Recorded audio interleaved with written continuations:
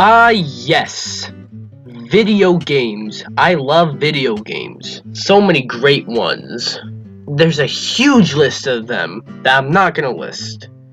But there's also a huge list of terrible video games. Video games you should never play.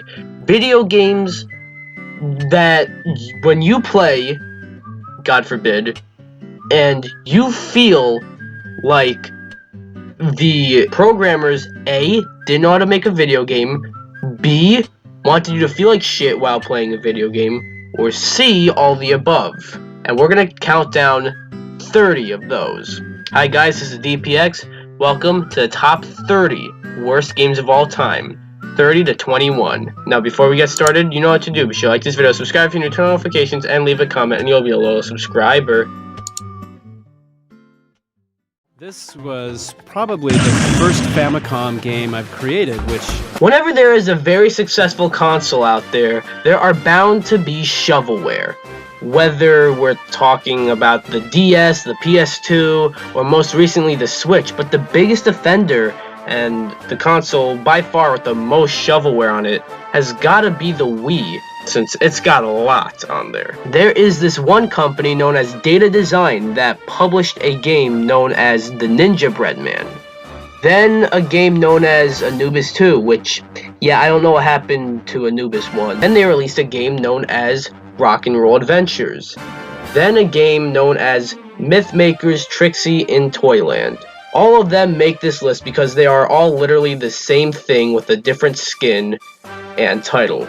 Wow, we're starting off this list with 4 games at the same time. Great. They are all just so bland and boring. Terrible controls, gameplay that gets old within like a minute, and the fact that Data Design thought they can get away with releasing the same game 4 times is laughable and shows how low some companies will go for money and to support the Wii, I guess. But they didn't get away with it.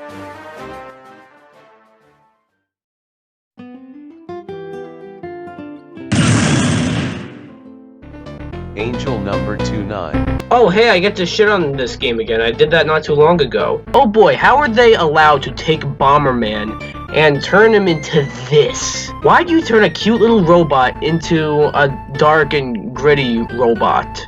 That's not all though, cause Bomberman Act Zero also plays like shit too. There is some horrifically bad collision detection in the game, as well as camera angles so bad they make you want to vomit. Not to mention, the gameplay gets very old very fast. I think the big problem with Bomberman Act Zero is that it's a horrible idea to begin with, and to even think about. Not only do you take Bomberman and turn him into this, but you make a terrible game as well. This is disrespectful to any fan of Bomberman.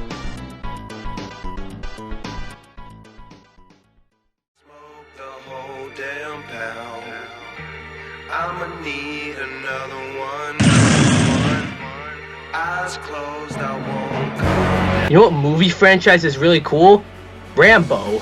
There are 5 movies, some better than others, and you'd expect Rambo to get a game, and on top of that, maybe even a good one.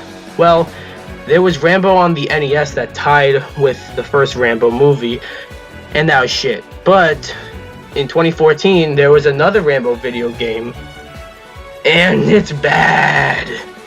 Like, way worse. And it wasn't tied to anything. I don't know why it exists. This does take scenes from the movie, and it's also an on-rail shooter, which isn't quite what I'd imagine for a Rambo game. There are also random quick time events, but the controls are just so terrible to where even the quick time events are fucking bad. Not to mention, look at the cutscenes. I just gotta ask, why was this game even made? So bad, don't play it. Today we're going to take a look at the Dell P-Series desktop display. It's a 27-inch monitor. It's powered by Type-C. You can even recharge your laptop. Batman has some fantastic games, whether you're talking about his NES game, the underrated Adventures of Batman and Robin for SNES, or of course, the Arkham games.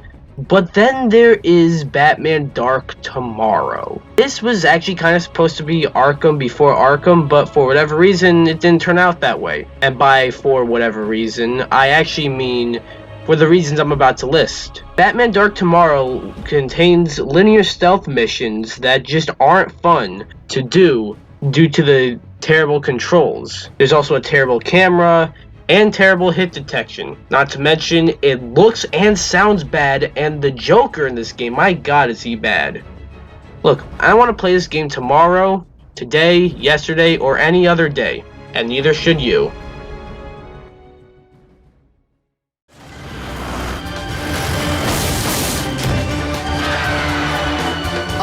Special Chabis. I really don't know how to segue into Charlie's Angels. Well, oh yeah, I really could say this. Charlie's Angels is the 26th worst game of all time. Charlie's Angels, the video game, is based off of the movie with the same name that came out at the same time and even includes the voices of the Angels themselves. Cameron Diaz, Drew Barrymore, and Lucy Liu, respectively. And they all lend their voices for this game, and while they're really good actresses, they're terrible in this game. Not to mention, once you move forward in a level, you can't do something as simple as turn around and go back to maybe pick up an item you forgot to pick up or something. And some levels even loop, making the progression tedious and repetitive. That PlayStation Magazine didn't lie. They gave it a 1 out of 10. Ouch.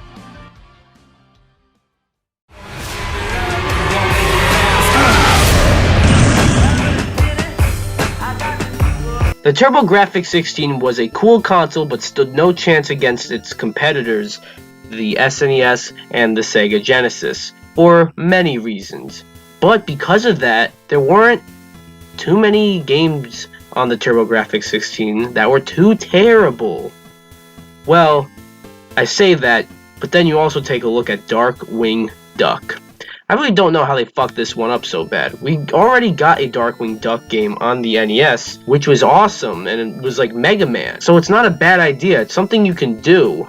And the show is like colorful and everything, but the game we got came with delayed controls, like really delayed, terrible hit detection where you can sometimes jump on enemies and sometimes can't, repetitive music that make you want to rip your ears off, and now you got a fuck up of a video game.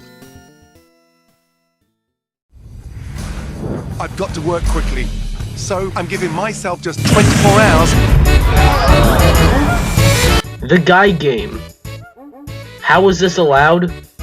Well, it technically wasn't, but we'll get to that. The Guy game isn't really a game, it's a quiz game at first, but then you get actual video footage of women flashing you. Or if you get the questions wrong, they don't do that, and they call you a pervert.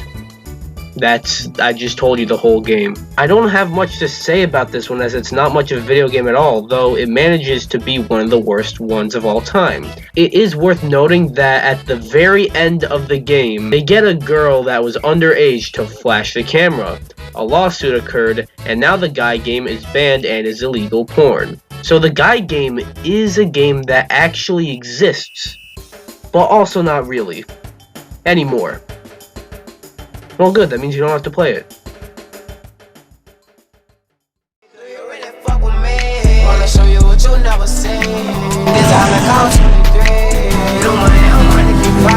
Oh boy, I'm sure you've heard about this one. Aliens Colonial Marines is terrible. This game had a tremendous amount of hype surrounding it because it was an official sequel to the Aliens movie. Not to mention, Lance Henriksen and Michael Biehn were all reprising their roles as Bishop and Hicks, respectively.